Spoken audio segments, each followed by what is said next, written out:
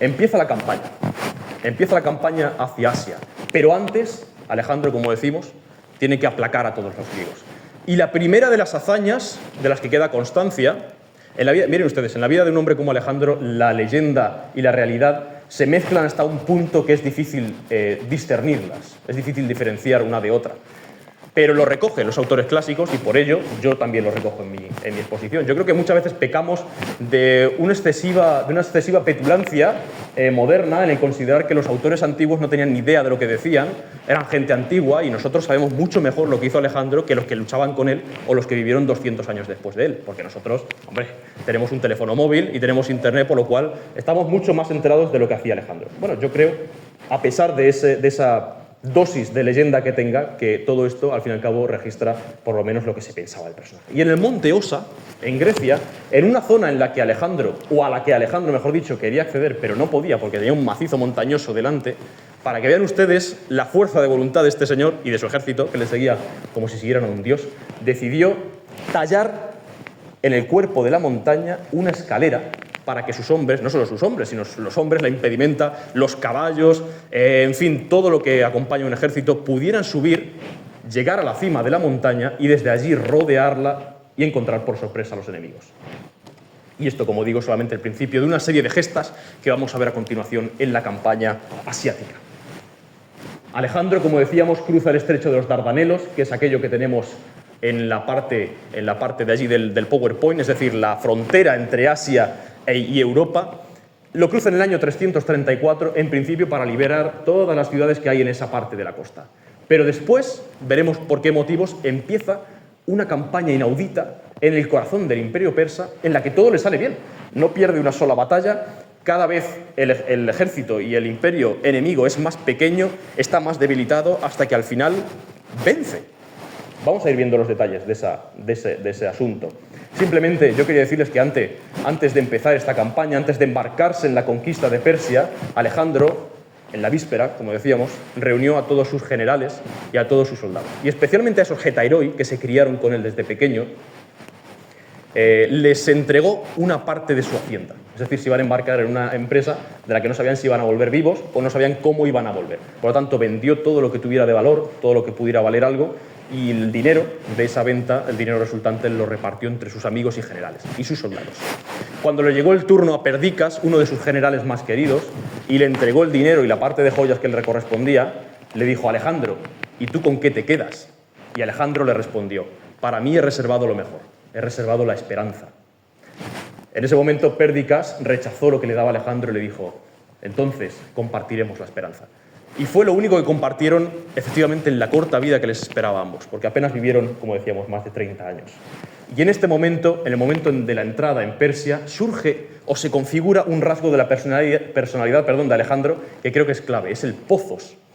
El pozos es una palabra muy difícil de definir, una palabra griega que resume el anhelo, el ansia, el interés desmedido, las ganas de llegar a un sitio o de ver algo, y que fue lo que precisamente llevó a Alejandro no a llegar al Danubio, sino a cruzarlo, de no llegar al río Oxus en la frontera con Afganistán, sino a cruzarlo y a conquistar Afganistán, no llegar hasta el río Hidaspe, sino cruzarlo y vencer al rey Poro. Ese rasgo de la personalidad de Alejandro podemos decir que en este momento empieza a configurarse. Ustedes me ven ahí en una fotografía en el lugar en el que Alejandro cruzó el estrecho de los Dardanelos. Ese es el propio estrecho de los Dardanelos. Y se la traigo porque en un lado de la fotografía vemos a Europa y en el otro vemos Asia.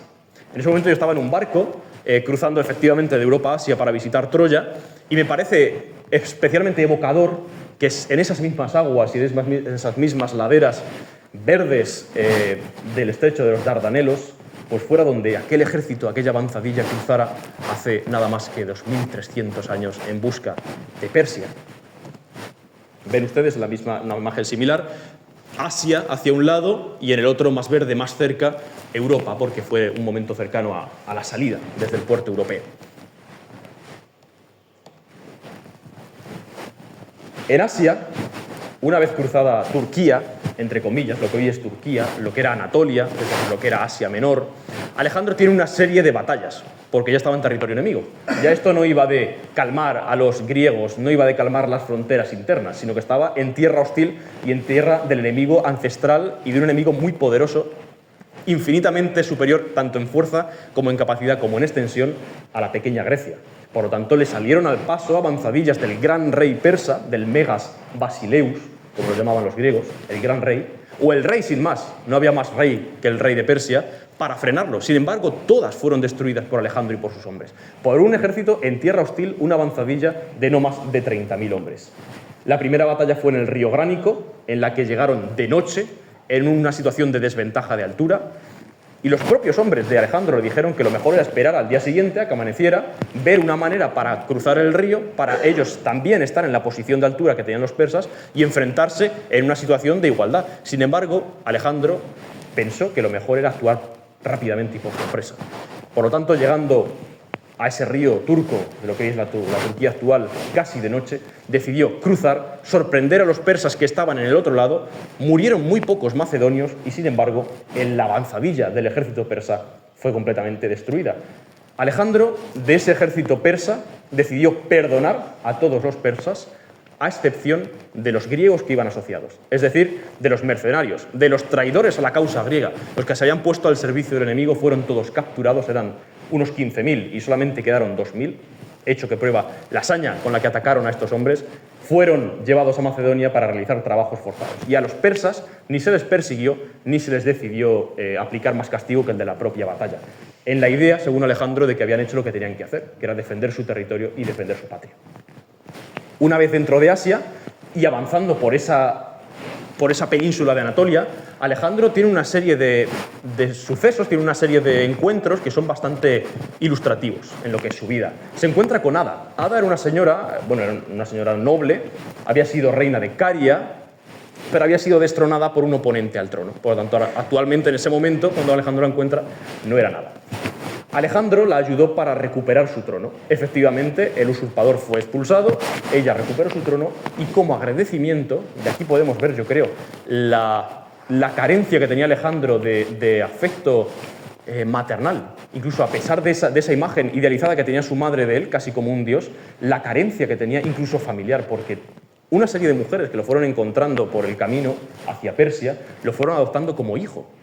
La Ada de Caria, la reina Ada de Caria, decidió adoptar a Alejandro como hijo, en principio un invasor de su propio reino. Y se dice en una serie de anécdotas que cuentan los clásicos que incluso les llevaba una cantidad tal de dulces y de comida y de pasteles a los soldados que en cierto momento tuvieron que decir que por favor parara porque no podían seguir. O sea, preocupada como tantas otras madres de si los hijos comían o no comían. Otro episodio también muy interesante es el del nudo gordiano. Había un nudo en lo que hoy es, en Gordio, en lo que hoy es Turquía, y había también una profecía.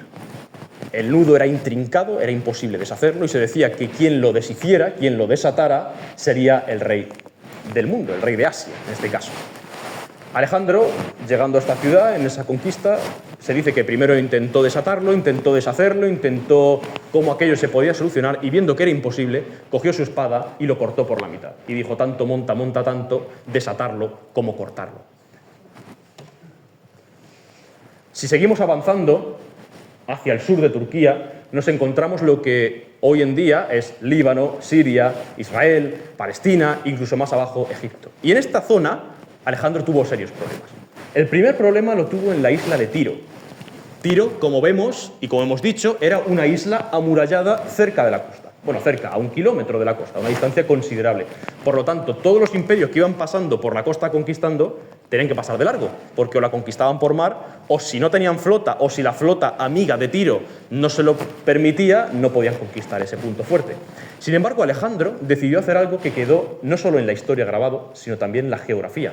Yo tuve la fortuna de estar en Líbano el verano pasado, y estuve en Tiro también, en un momento bastante malo, porque había bombardeos israelíes, pero bueno, gracias a Dios, salió bien.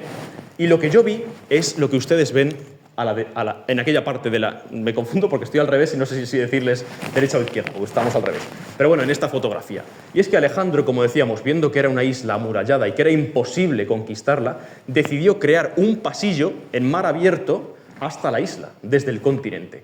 1 kilómetro, decimos, mar abierto, arrojando tierra, piedra, madera y toda clase de sedimento que encontraran en el continente para aplacar al mar y que no solamente él, en una especie de pasillito saltando piedras, sino todo su ejército con los mulos de carga, con la caballería, con la artillería, con las máquinas de asedio, pudieran pasar en ese pasillo que se había construido en mar abierto. Y efectivamente lo logró y conquistó Tiro. Los rebeldes, Alejandro era un rey bastante magnánimo, perdonaba y consideraba el honor a los enemigos, pero con los rebeldes no tenía piedad. Y cuando conquistó Tiro, en esas playas preciosas de lo que hoy es el Líbano, de arenas doradas, infinitas, casi siempre, por lo menos cuando yo las visité, vacías, crucificó a más de 2000 hombres, tanto en las playas como en aquel malecón que construyó, dejando un mensaje bien claro de que a Alejandro no se resistía a nadie. Y hoy en día el pasillo sigue en pie. Y no solo sigue en pie, sino que la gente vive en él.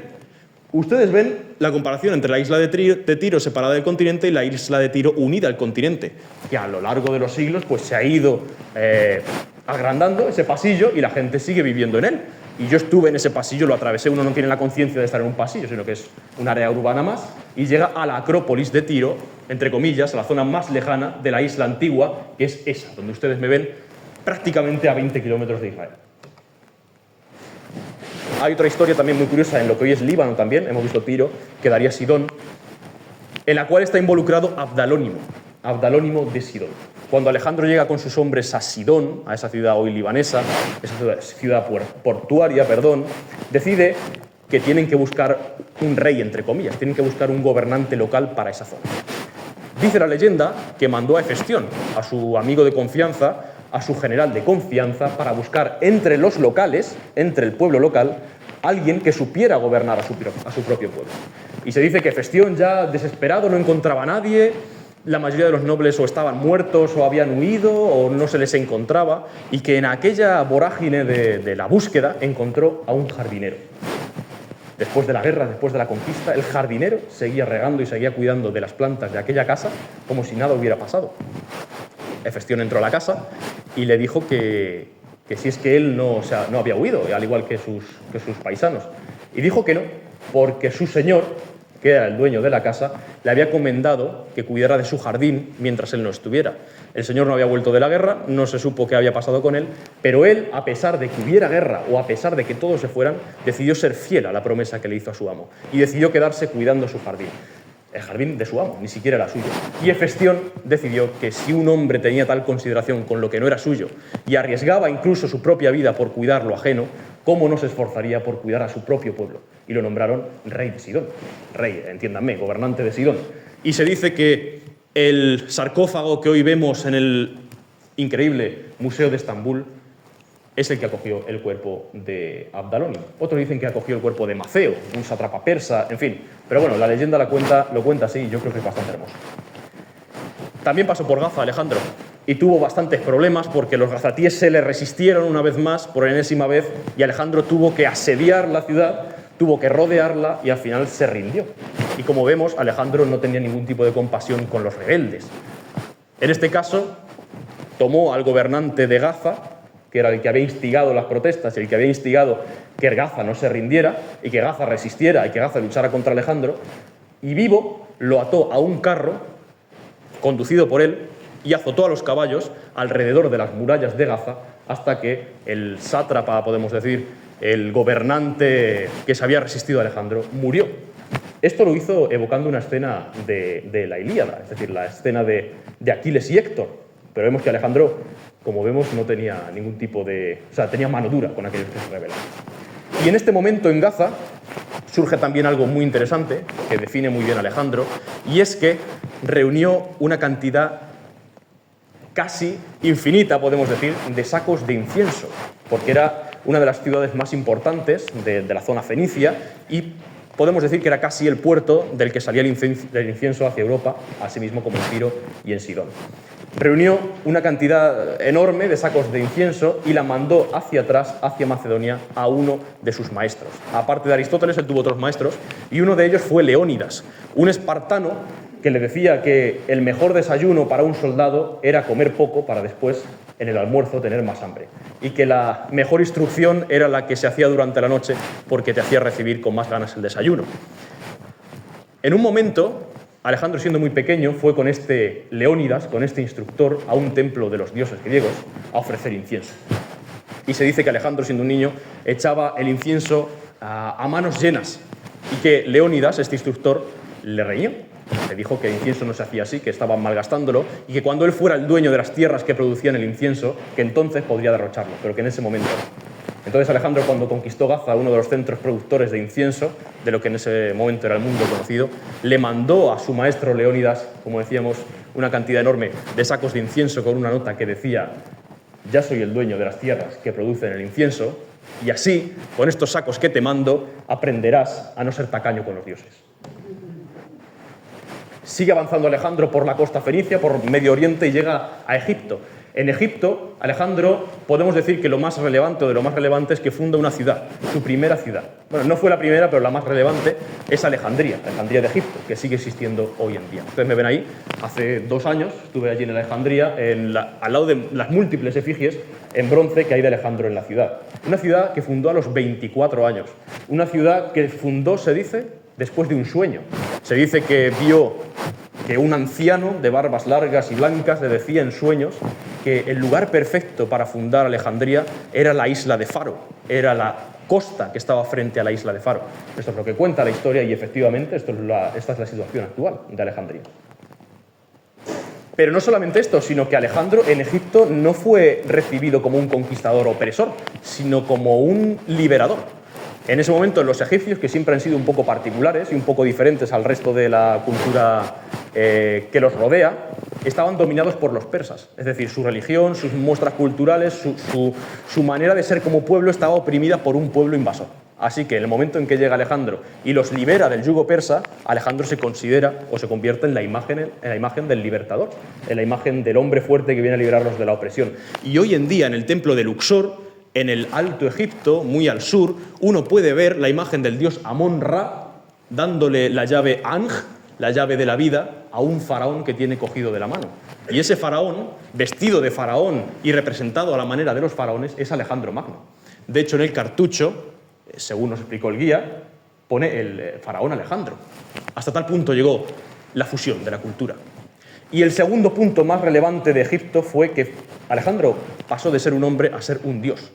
Tuvo la apoteosis. Y esto sucedió en Sigua, un oasis que también tuve la fortuna, gracias a Dios, de visitar hace 2 veranos. Ustedes me ven en la entrada de aquella capilla, que es esta, en la que Alejandro Magno entró para preguntar al propio dios Amón-Ra una serie de cosas que después se ha fantaseado, pero lo cierto es que nadie estaba con él allí. Es decir, nadie sabe lo que realmente le preguntó al dios, que era un hombre con cabeza de carnero, todo entero de oro, el interior de una capilla, y el cual respondía al oferente, el cual respondía al que le preguntara con golpes que sonaban en medio de la capilla, en la cual estaba solo con la imagen del dios carnero, una serie de cosas. Y de allí salió, nombrado por los sacerdotes del dios Amón-Ra, hijo de Amón, es decir, dios en vida. Y a partir de ese momento Alejandro se representa en las monedas, no sé si lo ven ustedes, con cuernos, con 2 cuernos de carnero retorcidos que son los cuernos del dios Amón-Ra, es decir, una fusión entre un dios y un hombre. Les he traído también unos fragmentos muy cortos de una película que se llama Alejandro, que relata la vida de este personaje, que duran 30 segundos, no más de 30 segundos, y en cualquier caso creo que son muy ilustrativos. La batalla decisiva entre Alejandro y el imperio persa sucede en Gaugamela, lo que hoy en día es Irak, el norte de Irak. Todavía no Kurdistán, pero el norte de Irak. Y este fragmento de la película representa esa batalla.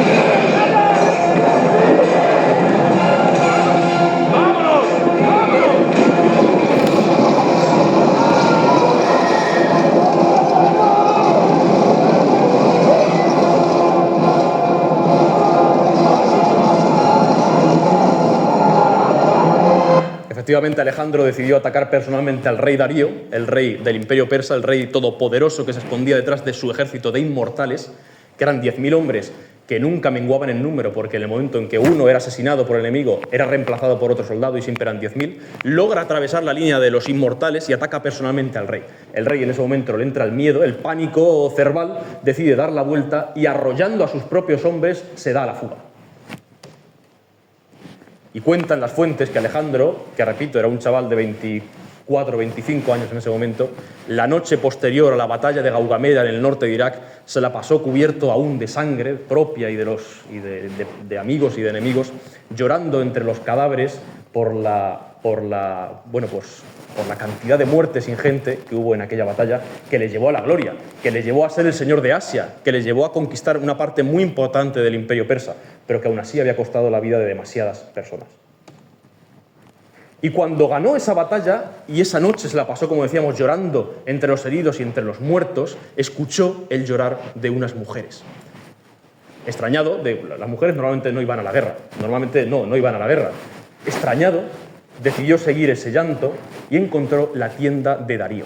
Encontró la tienda en la que el rey había estado hasta la noche anterior, hasta la noche previa a la batalla. Y encontró en su interior el harén de Darío y la familia de Darío. Imagínense ustedes que estos reyes no iban a la guerra con su caballo y ya está. Iban a la guerra, sobre todo los persas, con todas sus concubinas. Se dice que Darío tenía casi 360 concubinas. Con sus esposas, aparte, iban con una cohorte de cocineros, de perfumistas, de gente especializada en hacer dulces. Es decir, iban con una cantidad de gente asombrosa, incluso con su propia familia la trasladaban a la guerra. Y lo que encontró fue la familia de Darío y las mujeres del harén de Darío. Normalmente los harenes y las mujeres de cualquier tipo en una guerra sirven como botín y, en primer caso, para tomarlas como esclavas sexuales. Sin embargo, entrando todos los hombres a ese harén, imagínense hombres que no han visto una mujer en meses, hombres que llevan luchando años en una tierra hostil y que no saben qué les pasará, lo lógico hubiese sido que hubiese sucedido lo que suele pasar en ese caso. Sin embargo, Alejandro prohibió terminantemente a sus hombres que tocaran a una sola mujer de la familia y del harén de Darío, diciéndoles que las consideraran como mujeres de su propia familia. Y no solamente eso, sino que cuando llegó delante de la familia de Darío y se encontró a su madre, a la madre del rey que estaba huido y que había perdido su imperio en cuestión de una batalla, a su esposa, a sus hijos, se dice que la madre de Darío, una anciana, Sisigambis, se arrodilló delante de Hefestión, el amigo de Alejandro, viéndolo más guapo, más alto, más fuerte, se dice, dicen las fuentes, con más porte, se arrodilló delante de él pensando que era el rey. Y le dijo que por favor tuviera clemencia con ellas, que solamente eran mujeres y que no habían ido a la guerra para luchar, sino que habían sido llevadas. Un error de protocolo de esa clase en la corte de su hijo hubiese costado la vida, arrodillarse delante de otra persona que no fuera el rey. Sin embargo, en ese momento Alejandro se acercó, cogió de la mano a la anciana Sisigambis, la levantó y le dijo: no te preocupes, madre, porque este es otro Alejandro. Se cuentan muchas anécdotas de esta batalla, como que encontró un cofre, encontró una caja de oro que pertenecía a Darío, en la cual metió su libro favorito, que era la Ilíada, y que siempre le acompañaba, y se le llamaba la Ilíada de la caja. Se dice que Alejandro siempre dormía con dos cosas debajo de la almohada. Una era la Ilíada, con su caja, y la segunda era un puñal, por si acaso a alguien se le ocurría acercarse a él durante la noche. Y se cuentan otras anécdotas, como por ejemplo que después de encontrar el tesoro de Darío, que también se lo llevaban a la guerra, porque claro, si yo me voy 3 meses a luchar a la guerra y dejo el tesoro solo en la ciudad, quizá a alguien le da la tentación de meter la mano. Entonces se llevaban el tesoro también. Y cuando encontraron el tesoro y empezaron a sacar alforjas llenas de oro, se dice que Alejandro vio a uno de los arrieros que llevaba un burro tan cargado de oro que el animal no podía más, no podía andar y desfalleció debajo del peso del oro. Y se dice que Alejandro vio la escena y vio al arriero que, para ayudar al animal, cargó él mismo el oro para ayudarlo y para que pudiera andar por su propio pie. Y se dice que cuando llegó al lugar común en el que se depositaba el oro y las joyas y fue a dejar el oro que llevaba encima, Alejandro le dijo que por su buen corazón y por su compasión con el burro del cual era dueño, se había ganado ese oro y se lo regaló. Otra escena de esta película en la cual Alejandro vence en Gaugamela y entra en Babilonia.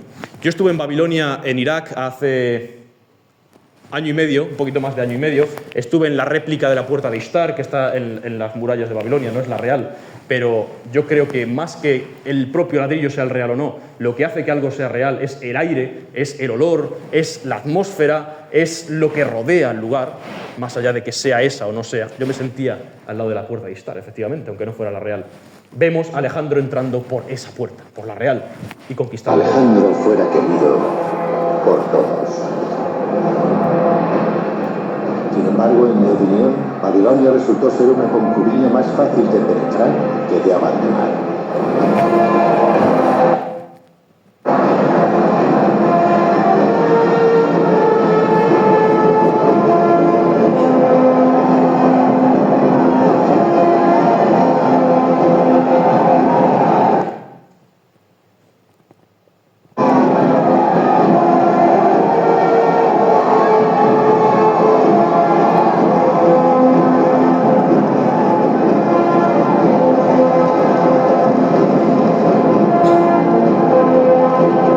Y una vez más, Alejandro no fue recibido como un opresor en el que al entrar a la ciudad las mujeres se escondían de él por miedo al pillaje, sino que fue recibido como un liberador, una vez más.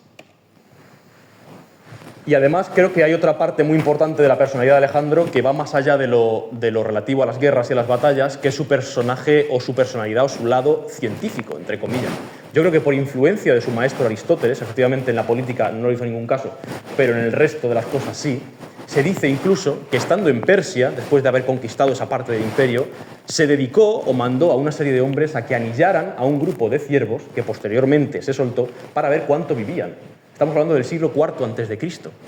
Se dice también que realizó una serie de observaciones en la India en las que vio en los ríos cercanos ya al subcontinente indio cocodrilos. Él los llamó cocodrilos, son gaviales, son otra especie, pero bueno, parece un cocodrilo. Y él aventuró la hipótesis científica de que si había cocodrilos en esos ríos y había cocodrilos en el Nilo, porque él había visto los cocodrilos allí, quizá estuvieran conectados o quizá fueran en el mismo río o quizá las fuentes del Nilo estuvieran en la India. Efectivamente no es así, pero es una hipótesis científica en la que si uno no sabe cómo es el mundo, porque no había en ese momento un mapa real del mundo, es bastante plausible. Y en este momento, cuando ya Alejandro se aleja de toda la costa fenicia, se aleja de lo que hoy es Turquía, se mete en el corazón de Asia. Imagínense ustedes a un grupo de griegos avanzando por lo que hoy en día es Uzbekistán, Turkmenistán, Tayikistán, el norte de Afganistán, en el siglo IV a.C., sin tener ni idea de lo que encontrarán al día siguiente. Se cuenta un relato muy curioso, y es que en ese camino encontraron una gran roca sobre la que había una ciudad. Imagínense el tamaño de la roca. Era un cortado de estas cordilleras tremendas que yo veía en Asia Central, que dan miedo cuando uno las contempla. Efectivamente había una ciudad amurallada en lo alto de la roca, una roca de esas características, es decir, una roca lisa. Y que la gente de la ciudad, mirando desde arriba, cuando llegó Alejandro le dijo que subiera, si podía. Efectivamente no se podía, aquello era una pared absolutamente lisa. Y le dijo que si disponía de hombres con alas, que los fuera mandando para conquistarlos, porque no había otra manera de que ellos se rindieran. Y Alejandro, que no estaba por vencido, bajo ninguna circunstancia, decidió, maquinando aquella misma noche, que una parte de su ejército, los agrianos, unidos a otra serie de soldados, es decir, que estaban especializados en escalada, durante la noche accedieran por una de las caras menos accesibles a la fortaleza, la sobrepasaran y siguieran hacia la cima de la montaña. Que portaran una serie de sábanas y que cuando amaneciera, Alejandro volviera a la roca, a la pie de la roca, y les dijera lo que efectivamente les dijo. Y es que cuando amaneció y los habitantes de la roca se asomaron, dijeron: ¿qué pasa? ¿Has mandado a tus hombres alados? Alejandro no dijo nada, señaló arriba y vieron todos los de la ciudad en el punto más alto de la montaña a un montón de griegos agitando sábanas como si tuvieran alas. Entonces, en ese momento no sabían qué estaba pasando y se rindieron. Efectivamente, esa toma de esa fortaleza fue uno de los casos más relatados de las vivencias o de las gestas de Alejandro en Asia Central. Y en esa misma roca, o en una zona muy cercana, Alejandro conoció a Roxana. Roxana en persa viene del persa Roshnak, y significa estrella brillante, la estrella más brillante. Se dice que era la mujer más hermosa de toda Asia. Allí la conoció y allí de ella se enamoró perdidamente. Hay gente que dice que, pues lo que decíamos antes, ¿no? Que yo creo que ellos saben mejor lo que pensaba Alejandro que los que vivieron con él. Es decir, que los que estaban allí o los que vivieron 100 o 200 años después, esos estaban completamente equivocados, no sabían de nada, no se enteraban, y nosotros sí. Hay gente que dice, bueno, pues que realmente no estaba enamorado, que era un matrimonio por conveniencia política. Obviamente le convenía políticamente, pero si las fuentes antiguas dicen que estaba enamorado, ¿yo por qué voy a dudar? Ni yo ni nadie, o sea, es absurdo. Se dice que se enamoró perdidamente de ella y que en lugar de tomarla como concubina, que sería lo lógico, a una mujer sin ninguna relevancia política, perdida de Asia, una asiática del norte de Afganistán, simplemente tomarla como concubina o como compañera de una noche, en lugar de hacer eso, por respeto a ella y por respeto a su tribu y por respeto a la gente del lugar, decidió tomarla como esposa.